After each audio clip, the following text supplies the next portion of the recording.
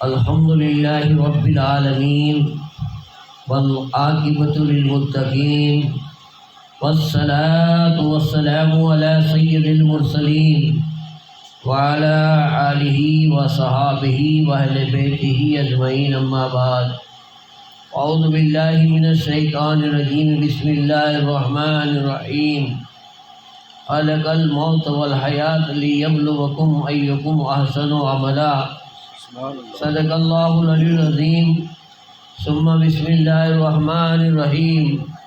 ان اللہ وملائکۃہ یصلون علی النبی یا ایھا الذین آمنوا صلوا علیہ وسلموا تسلیما۔ اللہم صل علی سیدنا مولانا محمد وعلی آل سیدنا مولانا مبارک وسلم۔ صلاۃ و سلام علیک یا رسول اللہ، صلاۃ و سلام علیک یا حبیب اللہ۔ محترم حضرات، آج کی یہ محفل مرحوم محسن صاحب کی چہلم کے موقع پر منعقد کی گئی ہے۔ اصل مقصد مرحوم کو اصالِ ثواب کرنا ہے، اس کے لیے دعائے مغفرت کرنی ہے۔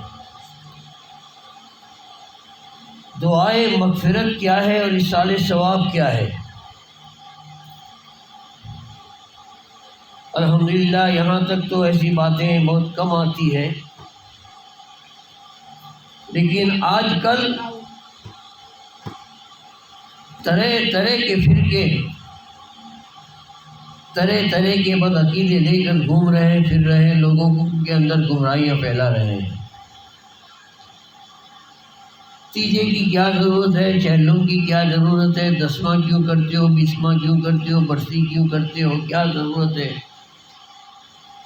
تو میرے بزرگ اور دوستو، قرآن و حدیث کی روشنی میں اس کا ثبوت ہے۔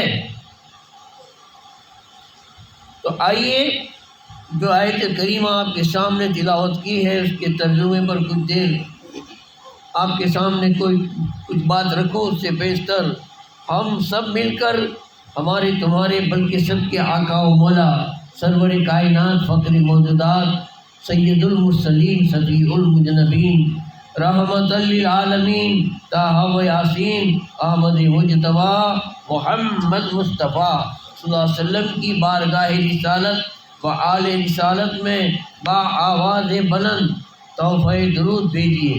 اللہم صلی اللہ تعالی علیہ وسلم۔ رب تبارک و تعالیٰ نے فرمایا خلق الموت والحیات لیبلوکم ایکم احسن عملا۔ سورہ ملک کی یہ پہلی آیت ہے میرے بزرگ دوستو۔ اللہ تعالیٰ فرماتا ہے میں نے موت کو پیدا کی اور پھر حیات کو، یعنی پھر زندگی کو۔ پہلے موت بنائی اللہ نے، پھر زندگی بنائی، اور اس بنانے کا سبب بھی بتایا کہ کیوں بنائی۔ تو کہ میں تمہیں جانچوں، میں تمہیں پرکھوں، میں تمہاری کسوٹی کروں کہ کون ہے تم میں اچھے عمل کرنے والا۔ اللہ تعالیٰ نے پہلے موت بنائی، تو موت کب آتی ہے کہ اس سے پہلے زندگی کا ہونا ثابت ہو جاتا ہے۔ ہماری یہ دنیاوی زندگی میں ہم دیکھتے آئے کہ پہلے زندگی ہے بعد میں موت ہے۔ تو رب تو کہتا ہے میں نے پہلے موت بنائی، تو مولا کس کی موت بنائی؟ تو کہتا ہے کہ زندگی بعد میں بتائی، تو اس موت سے پہلے کون سی زندگی؟ بزرگ اور دوستو، کون کہتا ہے کہ مومن مر گیا؟ کون کہتا ہے کہ مومن مر گیا؟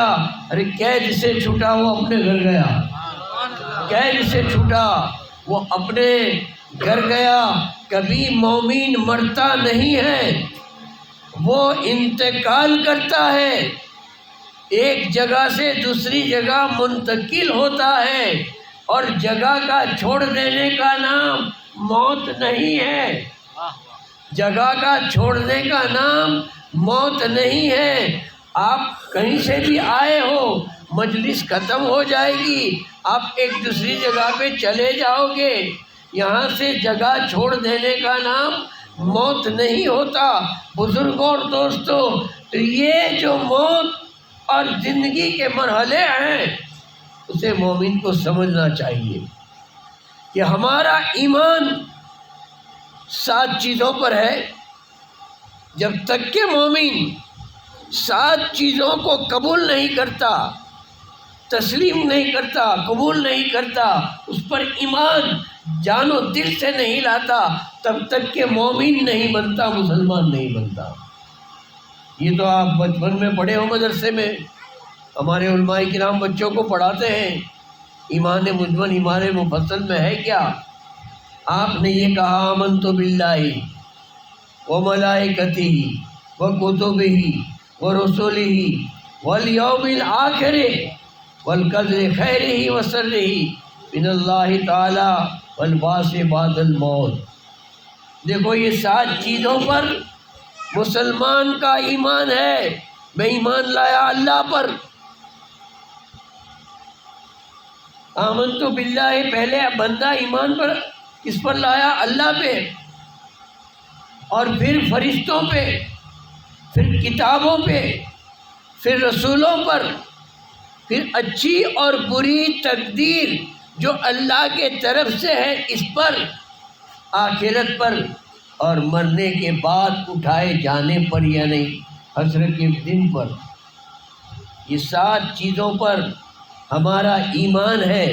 اس 7 ایمان کے اندر اگر بال برابر بھی کمی آ گئی، خامی آ گئی، تو بندہ مسلمان نہیں رہتا، نمازیں پڑھ کے سر پھوڑ کے مر جائے، بارگاہ الہی سے ہانک دیا جاتا ہے۔ کچھ لوگ کہتے ہیں میں قسمت کو نہیں مانتا۔ کم وقت توبہ کر، توبہ کر، تو خیر ہی وسر رہی من اللہ تعالی پر تو ایمان لایا ہے کہ اچھی اور بری تقدیر اللہ کی طرف سے ہوتی ہے، اللہ کی طرف سے ہوتی ہے۔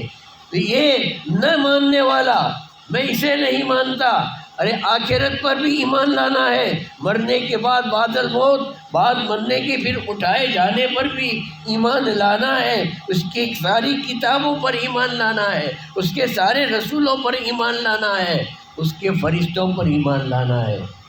کئی لوگ فرشتوں کو نہیں مانتے، کچھ لوگ مرنے کے بعد کی حقیقت کا انکار کرتے ہیں۔ تو ایسے لوگوں کو پہلے اپنے ایمان کا جائزہ لینے کی ضرورت ہے کہ تو پہلے مسلمان بھی تو ہے کہ نہیں۔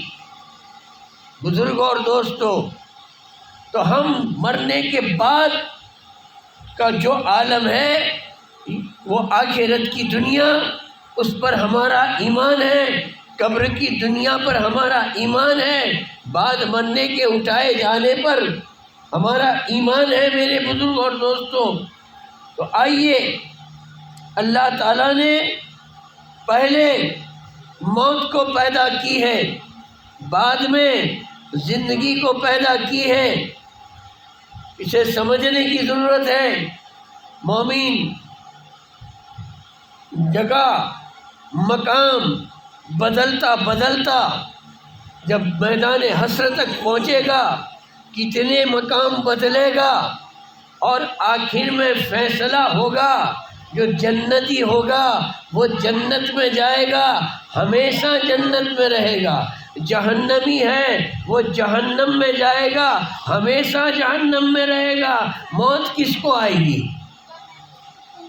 موت تو آتی نہیں ہے مومن کو، مرتا نہیں ہے۔ مرتا ہے کون؟ میرے بزرگوں اور دوستوں، شاعر کہتا ہے کہ موت بغض مصطفیٰ کا دل میں جگہ پانے کا نام ہے۔ موت بغض مصطفیٰ کا دل میں جگہ پانے کا نام ہے، اور زندگی اس کے نبی میں دم نکل جانے کا نام ہے۔ مرتا ہے وہ کہ جس کے سینے میں بال برابر بھی ہمارے آقا کی شان میں گستاخی کی ہو تو وہ مردہ ہے، وہ مرا ہوا ہے، اور وہ زندہ ہے جو عشق رسول میں دم توڑ دیتا ہے پھر بھی زندہ ہے، دم توڑ دیتا ہے پھر بھی زندہ ہے۔ یہ دھرتی پر چلتا ہے جب بھی زندہ ہے، دھرتی کے نیچے اندر ہے تب بھی زندہ ہے، دھرتی کے اوپر آسمان پر تھا تب بھی زندہ ہے، مومن مرتا نہیں ہے۔ ہماری روحیں عالم ارواح میں تھی، عالم ارواح روحوں کی دنیا ہے، بارگاہ الہی میں اس کا ایک الگ مقام ہے۔ ساری روحیں رب تعالیٰ نے ایک ہی دن میں پیدا کر دی ہے اور اس کو ایک مقام پر جمع کر کے رکھ دی ہے۔ اس دنیا کا نام ہے عالم ارواح، یعنی روحوں کی دنیا۔ میری، تمہاری، ہمارے باپ دادا کی اور ہماری نسلوں میں ہونے والی ہماری اولاد کی، سب کی روحیں ایک ہی وقت میں بنا کے رکھ دی۔ پھر جب ضرورت پڑی تب اس روح کو اللہ تعالیٰ نے ماں کے شکم میں ڈالی۔ پہلا عالم ہمارا کیا ہے؟ عالم ارواح ہے۔ وہ روحوں کی دنیا میں سے ہمارا سفر شروع ہوا، ہم ماں کے شکم میں آئے، وہاں 9 مہینے رہے۔ اچھا، عالم ارواح میں رہے تو بغیر غذا کے تو کوئی زندہ رہ نہیں سکتا، بغیر غذا کے، بغیر خوراک کے کوئی زندہ رہ نہیں سکتا۔ تو عالم ارواح میں روح کی غذا کیا تھی؟ عالم ارواح میں روح کی غذا اللہ کی حمد و ثنا، اس کی تعریف، یہ روح کی غذا تھی، کیونکہ وہ پاک عالم ہے، وہ نورانی عالم ہے، تو غذا بھی پاک ہے۔ ہم ماں کے شکم میں آئے، 9 مہینے ماں کے شکم میں رہے، میرے بزرگ اور دوستوں، اور کوئی دوسرے جگہ سے تو کوئی آیا نہیں ہے۔ اچھا بتاؤ، آپ زندہ تھے کہ نہیں؟ یہ ایک چھوٹی سی قبر ہے جس میں نہ ہوا ہے، نہ لائٹ ہے، نہ پانی ہے، نہ غذا ہے۔ ایسی چھوٹی سی کوٹھڑی کے اندر 9 مہینے تو رہا، زندہ رہا، اسے تو قبول کرتا ہے؟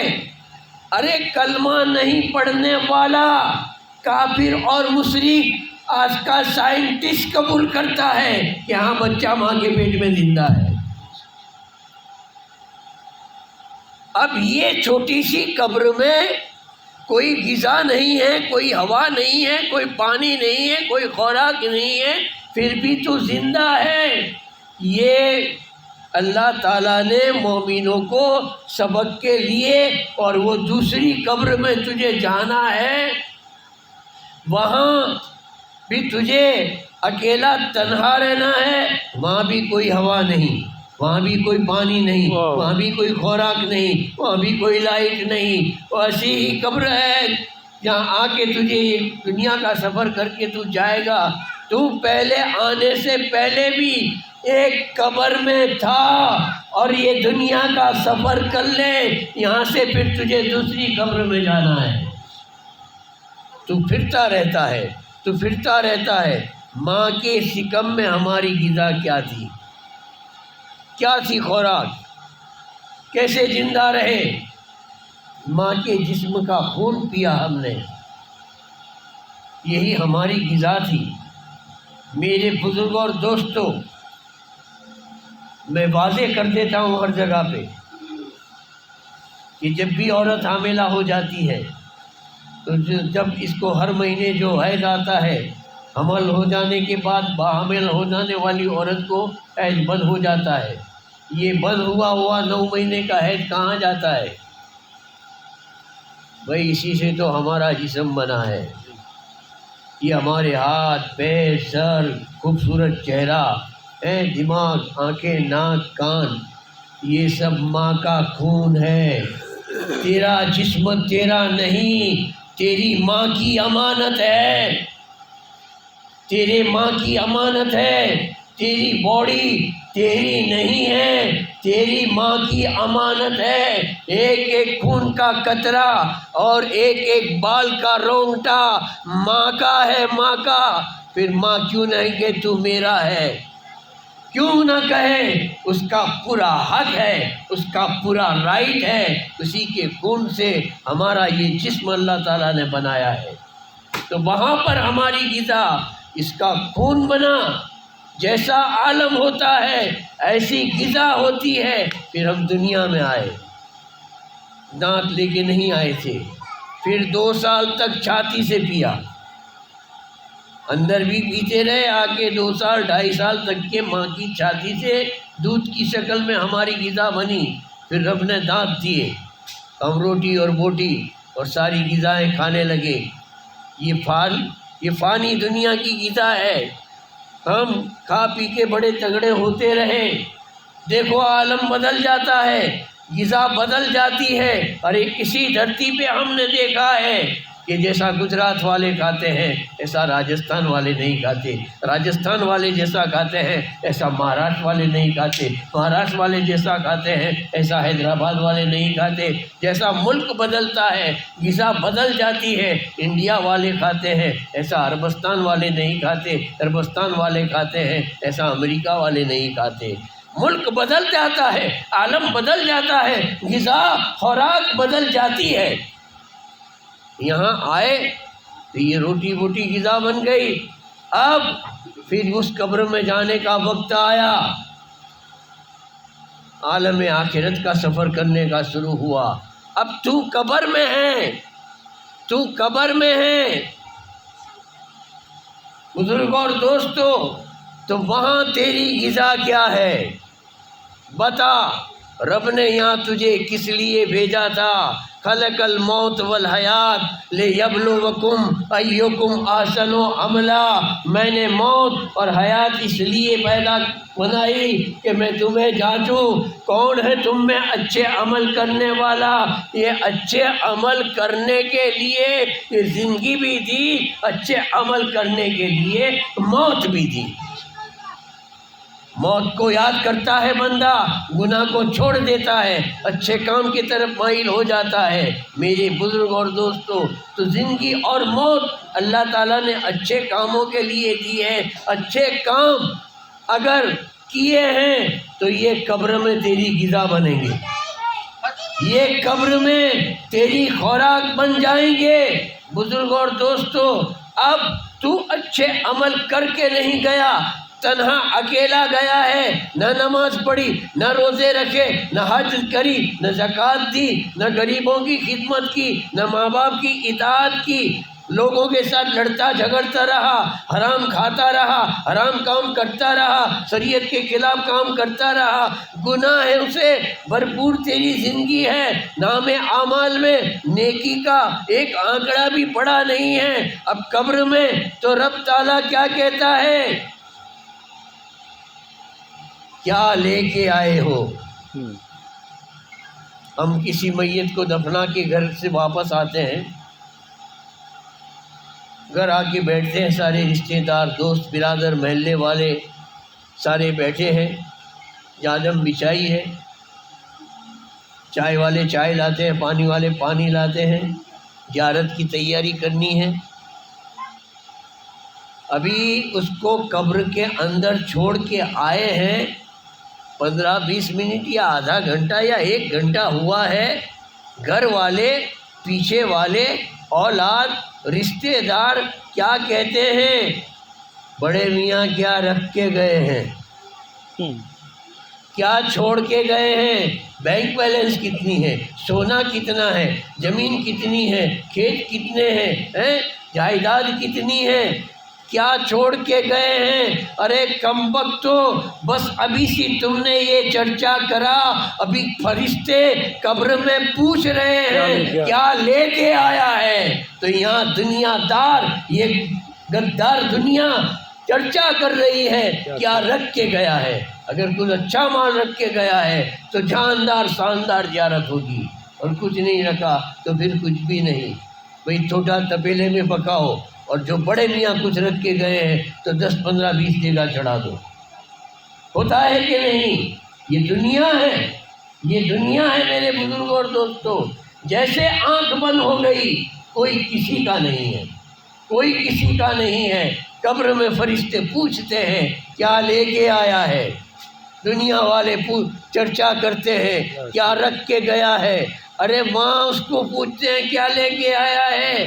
اب نماز ہوگی تو کہے گا کہ یہ میری نماز ہے، یہ دیکھ لو میرے روزے، یہ دیکھ لو میری حج، یہ دیکھ لو میری خیرات، یہ دیکھ لو میری اطاعت، یہ میں نے خدمت خلق جو کی ہے دیکھ لو.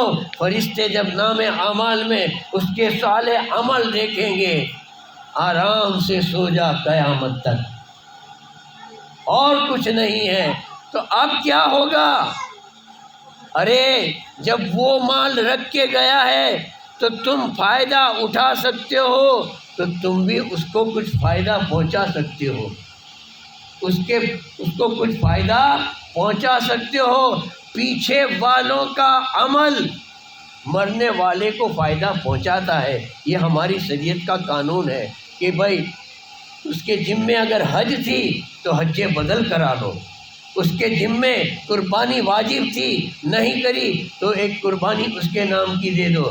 اس کی جو قبر میں سویا ہے، اس کی جو قبر میں سویا ہے اس پہ اگر حج فرض تھی تو پیچھے والوں کی ذمہ داری بنتی ہے حج بدل بیٹا کرے، پوتا کرے، نواسا کرے، بھائی کہے، یا تو کوئی بھی رشتہ دار کرے، یا کسی عالم دین کو پیسے دے دو، وہ جا کے تمہارے مرحوم کے نام کی حج بدل کرائے. ارے وہ قبر میں ستا ہے، حج زندہ کرتا ہے، ادا مرحوم کی ہو جاتی ہے، ادا مرحوم کی ہو جاتی ہے. اب اگلا مہینہ آ رہا ہے قربانی کا. میرے بزرگ اور دوستو، ہم مرحوموں کے نام کی قربانی بھی دیتے ہیں. مرحوم تو قبر میں سوتا ہے، یہاں زندے قربانی دے رہے ہیں اور مرحوم کے نام کی قربانی ادا ہو جاتی ہے. اسی طریقے سے ہم اہل سنت والجماعت کا یہ عقیدہ ہے.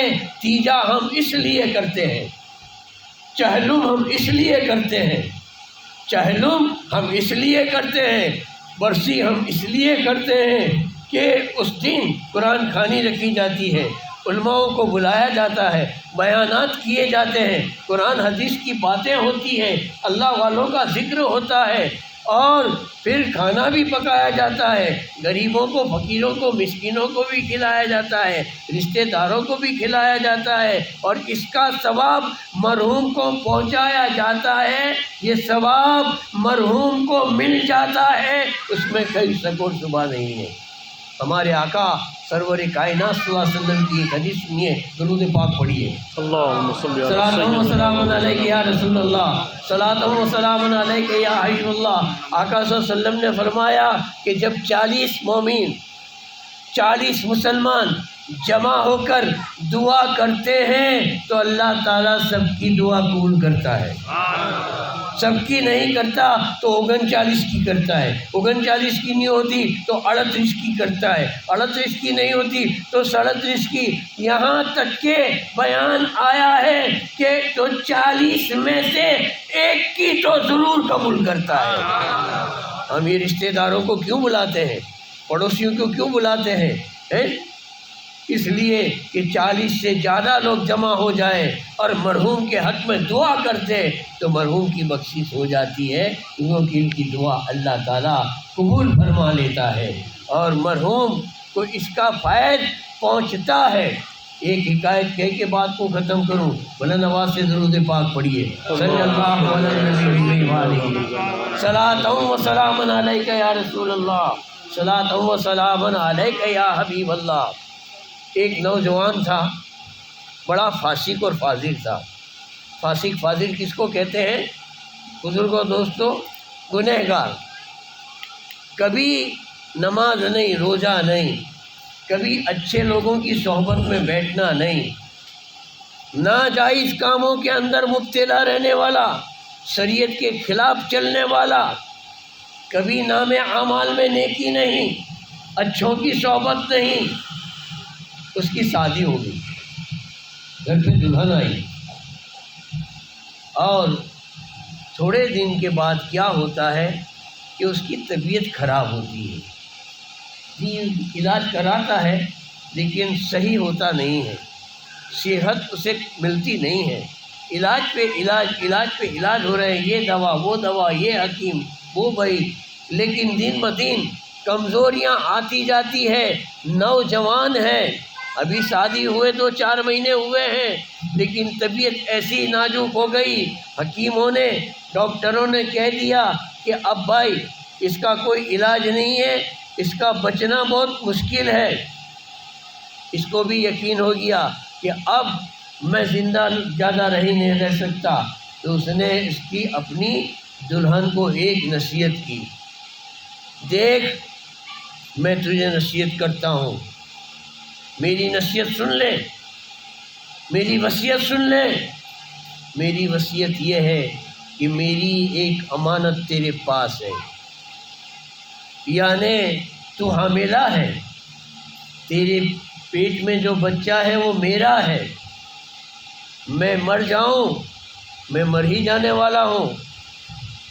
اگر اللہ لڑکا دے تو بھی، لڑکی دے تو بھی، اس بچہ جب 4 برس کا ہو جائے، مدرسے میں جانے کے لائق ہو جائے، تو میرے اس بچے کو، اللہ بیٹا دے تو بیٹے کو، اللہ بیٹی دے تو بیٹی کو مدرسے میں پڑھنے کے لیے بھیجنا.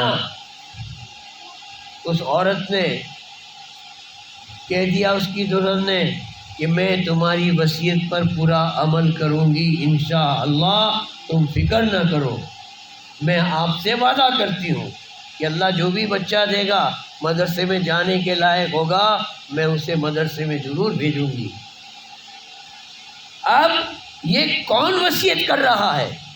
کوئی حافظ نہیں ہے، یہ کوئی مولوی نہیں ہے، کوئی متقی پرہیزگار نمازی نہیں ہے، سراپا گنہگار، فاسق اور فاضل، گناہوں میں مبتلا، مسجد کا کبھی پگتھیا اس نے نہیں دیکھا. وہ ایسی وصیت کرتا ہے کہ میں تو جہنمی ہوں، پر میرے بعد میری اولاد ایسی نہ ہو. یہ سوچ کتنی اچھی ہے. میرے بزرگ اور دوستوں، وقت اپنا کام کرتا رہا، اس شخص کا انتقال ہو گیا، بڑا ہی گنہگار تھا، اس کی قبر کے اندر عذاب ہو رہا تھا. یہاں کیا ہوتا ہے، کچھ مہینوں کے بعد اللہ تبارک و تعالیٰ اس کی بیوی سے بیٹا پیدا کرتا ہے، لڑکا اس کے یہاں ہوتا ہے. وہ لڑکے کو اس کی ماں بڑی محبت سے اس کی پرورش کرتی ہے، اور وہاں قبر میں اس پر عذاب ہے، اس لیے کہ نام اعمال میں ایک نیکی نہیں ہے. اللہ تعالیٰ کہتا ہے کہ میں نے تو تم کو دنیا میں صالح عمل کرنے کے لیے بھیجا ہے. خلق الموت والحیات لیبلوکم ایکم احسن عملا. میں نے بھیجا تھا تم کو اچھے عمل کرنے کے لیے، آپ نے کیے نہیں تو آپ اپنے کرنے کی سزا بھوگ لو. عذاب ہو رہا ہے قبر میں اس پر. یہاں بچہ دھیمے دھیمے آگے ترقی کر رہا ہے، 1 سال کا ہوا، 2 سال کا ہوا، 3 سال کا ہوا، 4 سال کا ہوا، ابھی بھی عذاب وہاں چالو ہے، بند نہیں. میرے بزرگ دوستو، جب 4 سال کا بچہ ہو گیا، اس کی ماں کو اس کے باپ کی وصیت یاد تھی کہ میرے بیٹے کو یا بیٹی، اللہ جو بھی اولاد دے اسے مدرسے میں پڑھنے بھیجنا. دیکھو خدا کی رحمت کیا کام کرتی ہے، خدا کی رحمت کیا کام کرتی ہے. ابھی آپ نے رحمت اور خاص رحمت کی بات سنی، یہاں خاص رحمت ہو رہی ہے، کیونکہ لائق تو نہیں ہے یہ، لیکن کتنا بڑا انعام لے جاتا ہے اللہ کا بندہ. اس ماں نے بچے کو تیار کیا، مدرسے میں لے کے گئی، عالم دین سے عرض کی، حضرت یہ یتیم بچہ ہے، اس کے باپ کا انتقال ہو گیا، 4 سال ہو گئے. اس نے مرتے وقت وصیت کی تھی جس کے باپ نے کہ میں تجھ سے جو بھی بچہ پیدا ہو اسے تو مدرسے میں پڑھنے کے لیے بھیجنا. میں دینی تعلیم کے لیے میرے بچے کو تمہارے پاس لے کے آئی ہوں. سرکار میں تو بیوہ ہوں، اور یہ یتیم بچہ ہے، آپ اس کی طرف توجہ فرمائیے تاکہ اس کے مرحوم باپ کی جو خواہش تھی وہ خواہش پوری ہو جائے۔ اور میں نے وعدہ کیا تھا کہ ضرور میں جو بھی بچہ اللہ دے گا بڑا ہوگا تو میں اسے مدرسے میں بھیج دوں گی۔ تو میں ایسے بچے کو لے کر آئی ہوں۔ عالم دین بڑے خوش ہوئے اور کہا کہ بھی تو فکر مت کر، جا تیرے بچے کو ہم جان و دل سے پڑھائیں گے اور تیرا بچہ انشاءاللہ پڑھے گا، تو فکر مت کر۔ دیکھو پہلا دن ہے، مدرسے کا پہلا دن ہے، میاں اچھے بچے روتے ہیں کیونکہ گھر کا ماحول الگ ہوتا ہے، مدرسے کا ماحول الگ ہوتا ہے۔ جب ماحول چینج ہوتا ہے تو دل میں بے قراری پیدا ہوتی ہے، دل میں بے چینی پیدا ہوتی ہے، بچے بے چین ہو جاتے ہیں، رونے لگتے ہیں۔ لیکن یہ رویا نہیں، اس کی ماں بیٹھی تھی وہاں پر کہ یہ ابھی چھٹی ہو تو اس کو لے کے جاؤں، آج پہلا دن ہے۔ استاد نے اس کو بسم اللہ الرحمن الرحیم پڑھائی تو بچے نے بسم اللہ الرحمن الرحیم پڑھی۔ جیسے بچے نے بسم اللہ الرحمن الرحیم پڑھی ویسے ہی خدا کی رحمت جو اس میں آئی۔ اللہ تعالیٰ نے فرشتوں کو کہا، اے فرشتوں جاؤ میرے اس گنہگار بندے کے قبر پہ سے عذاب کو دور کر دو اور اس کو جنت میں داخل کرو، اس لیے کہ اس کا بچہ مجھے آج رحمان اور رحیم کہہ کے پکار رہا ہے، اور میری شان رحمانی کو، میری شان رحیمی کو یہ زیبا نہیں دیتا، یہ گوارا نہیں دیتا کہ جس کا اتنا چھوٹا سا معصوم بچہ مجھے رحمان اور رحیم کہہ کے پکارتا ہو، میں اس کے باپ پر عذاب کروں، یہ برابر نہیں ہے۔ جاؤ اس کے قبر سے عذاب ہٹا دیا جائے اور اس کی قبر کو جنت کا باغ بنا دیا جائے۔ میرے بزرگوں اور دوستوں، ایک بسم اللہ اونلی ون نے ہزاروں برس کے گناہوں کی سزاؤں سے اسے رہا کر دیا۔ میرے بزرگوں اور دوستوں، تو ہمارا بچہ پورا قرآن شریف پڑھ لے، اپنے بچے کو قرآن پڑھاؤ، ہر مسلمان کا فرض ہے، چاہے عمر کتنی بھی ہو جائے، علم دین حاصل کرنے میں شرم مت رکھو۔ اللہ کے پیارے رسول فرماتے ہیں، طلب العلم فریضۃ علی کل مسلم و مسلمہ، ہر مومن مرد اور عورت پر علم کا حاصل کرنا فرض ہے۔ کیا ہے؟ فرض ہے۔ نماز فرض ہے، روزہ فرض ہے، حج زکوٰۃ فرض ہے، علم کا حاصل کرنا بھی مسلمانوں فرض ہے۔ یہ وہ فرض قرآن سے ثابت ہے، یہ فرض میرے رسول کی حدیث سے ثابت ہے۔ تو اس فرض کی طرف آج ہم توجہ نہیں دیتے، صرف دنیاوی تعلیم کی طرف لاکھوں روپے خرچ کرنے کے لیے تیار ہے۔ ابھی سیزن چل رہی ہے، اسکولوں میں داخلے ہو رہے ہیں، کیسی تگڑی فییں بھرنی پڑتی ہے، ٹیوشن فی کی کتنی فییں دیتے ہیں، دفتر کتابوں کے پیچھے کتنا خرچہ ہوتا ہے۔ ارے یہ دنیاوی علم ہے، ضروری ہے اسے بھی حاصل کرو، اسلام اس کی منع نہیں کرتا۔ اگر دنیا کا علم نہیں ہوگا تو تم دنیا کو نہیں پہچان سکو گے، اور دین کا علم نہیں ہوگا تو تم خدا کو نہیں پہچان سکو گے۔ دنیا کا علم دنیا کی پہچان کرائے گا، اسکول میں بھیجو، ہائی اسکول میں بھیجو، کالج میں بھیجو۔ یہ علم سے انسان آسمان کو پہچانتا ہے، چاند کو پہچانتا ہے، سورج کو پہچانتا ہے، ستاروں کو پہچانتا ہے، زمین کو پہچانتا ہے، پانی کو پہچانتا ہے، ہوا کو پہچانتا ہے، دنیا کے سارے باغات اور جنگلوں کو، پہاڑ اور دریاؤں کو پہچانتا ہے۔ دنیا کا علم دنیا کی پہچان کراتا ہے، اور دین کا علم، قرآن کا علم دنیا بنانے والے کی پہچان کراتا ہے۔ خدا کو جاننا ہے تو قرآن کو سمجھو، قرآن پڑھو، پوپٹ کی طرح نہیں، ہر زبان میں ترجمہ ملتا ہے۔ مسلمانوں، آج غیر قوم ہم سے سوال کرے، یہ لوگ آج قرآن کو پڑھنے لگے ہیں، حدیثیں پڑھنے لگے ہیں، رسول اللہ کی سیرت پڑھنے لگے ہیں، مجھے ذرا دل پہ ہاتھ رکھ کے جواب دو، کبھی آپ کو دل میں ایسا خیال آیا کہ چلو اس سال میں قرآن کو روزانہ زیادہ نہیں تو ایک آدھا گھنٹہ، کتنا؟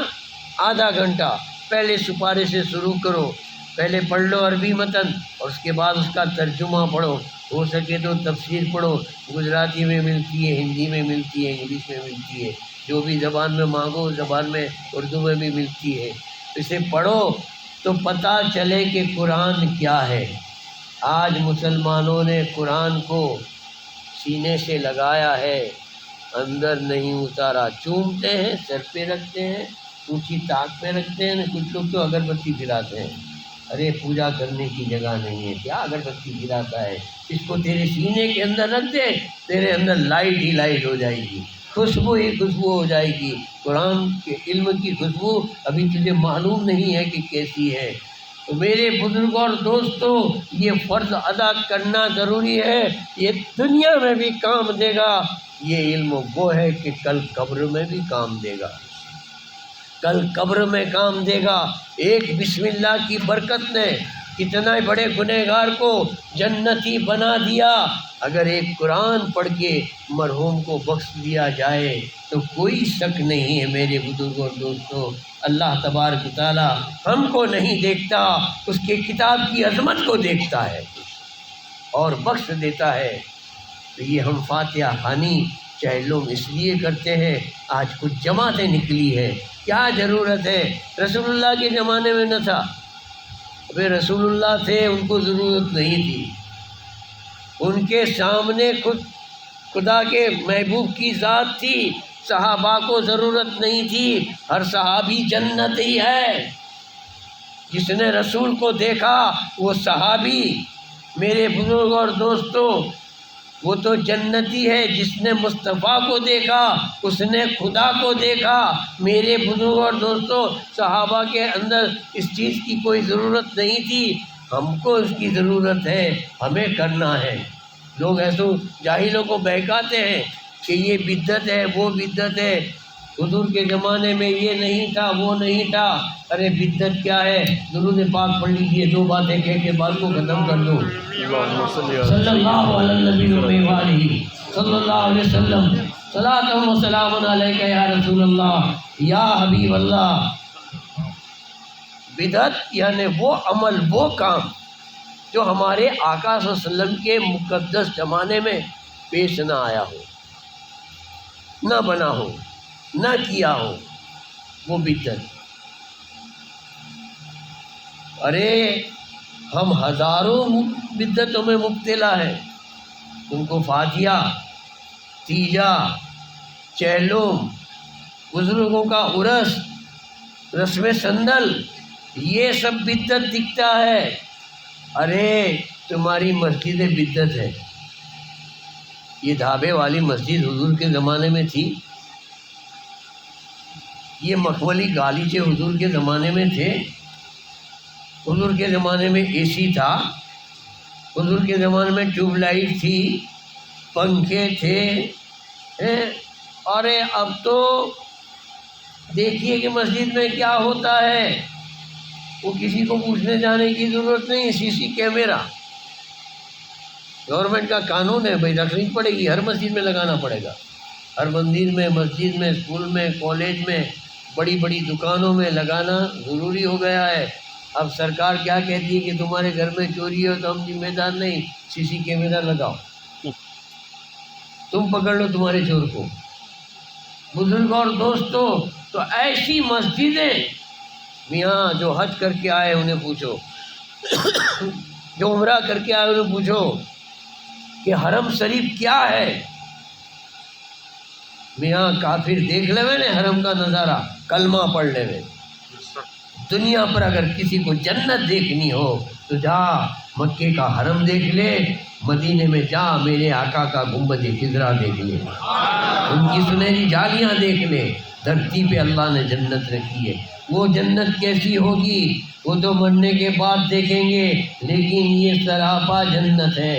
اور ہم نہیں کہتے، آقا صلی اللہ علیہ وسلم نے فرمایا میری قبر سے لے کر، ہائے ہائے، میری قبر سے لے کر میرے ممبر تک کا حصہ کیا ہے؟ ریاض الجنہ، جنت کی کیاری ہے، جنت کی کیاری۔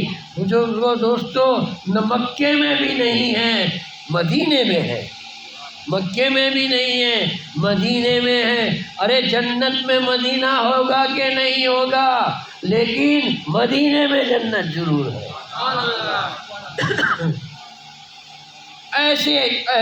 ایسے منظر ہیں بزرگوں اور دوستوں کہ آج ہم یہ جو لباس پہنتے ہیں نا، یہ بھی بدعت ہی ہے۔ حضور ایسا لباس نہیں پہنتے تھے، ایسے جاڑے جاڑے گودڑے جیسے آپ کے جبے تھے، یہاں ہاتھ کی سلائی والے مشین نہیں تھے۔ کیوں مشین سے سلائی ہوئے کپڑے پہنتے ہو؟ بدعت ہے۔ یہ اچھے اچھے جوتے موجے یہ سب کیوں پہنتے ہو؟ بدعت ہے۔ حضور کے زمانے میں یہ سب کہاں تھا؟ یہ طرح طرح کے ہم پکوان کھا رہے ہیں۔ حضور نے کبھی پیٹ بھر کر کھانا نہیں کھایا ہے، 3 دن 4 دن فاقے ہو جاتے تھے۔ سوکھی روٹی یا 1 یا 2 سوکھی خاریک سے آپ چلا لیتے تھے۔ سنتوں پر عمل کرنے والوں کو میں کہوں گا، بریانیاں روز کیوں جھاپٹتے ہو؟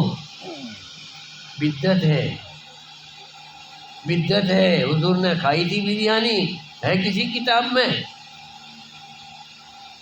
تو بزرگوں اور دوستوں، بدعت ہے۔ بہت سی بدعتیں ایسی ہیں کہ جو کرنا ثواب ہے، جسے بدعت حسنہ کہتے ہیں، اور بہت سی بدعت ایسی ہے جو بدعت سیئہ، جو کرنا گناہ ہے، جس کے کرنے سے اسلام کو ایمان کو نقصان پہنچے، وہ بدعت گمراہی ہے، اور گمراہی جہنم میں لے جاتی ہے۔ محفل میلاد بدعت ہے، حضور کے زمانے میں نہیں تھی، لیکن یہ بدعت حسنہ ہے۔ اس کے کرنے سے ایمان زندہ ہوتا ہے، ایمان تازہ ہوتا ہے، اس کے رسول اور بلند والا ہوتا ہے۔ بزرگوں اور دوستوں، تو عرس مبارک کرنا، بزرگوں کی شان اور عظمت بیان کرنا، یہ بدعت حسنہ ہے، سیاح نہیں ہے۔ بدعت سیاح کس کو کہیں گے؟ کہ غیر مذہب لوگوں کے تہوار کر لینا، ان کے جیسے طریقے اپنا لینا، یہ بدعت ہے، جو بدعت تم کو جہنم میں لے جاتی ہے۔ تو اس کے لیے آج یہ سب سمجھنے کے لیے علم دین ہونا ضروری ہے، اور علم دین دنیا میں بھی کام دیتا ہے، مرنے کے بعد آخرت میں بھی کام دیتا ہے۔ اللہ تبارک و تعالیٰ سے دعا کریں کہ مولا تعالیٰ ہماری آج کی مجلس کو، آج کی محفل کو صرف قبولیت عطا فرمائے۔ اس کا جو بھی اجر و ثواب ہے، مرحوم محسن کی روح کو پہنچا کر اس کی بال بال کروٹ کروٹ مغفرت فرما کر اسے جنت الفردوس میں اعلیٰ مقام عطا فرمائے۔ وما علینا الا البلاغ۔ صلاۃ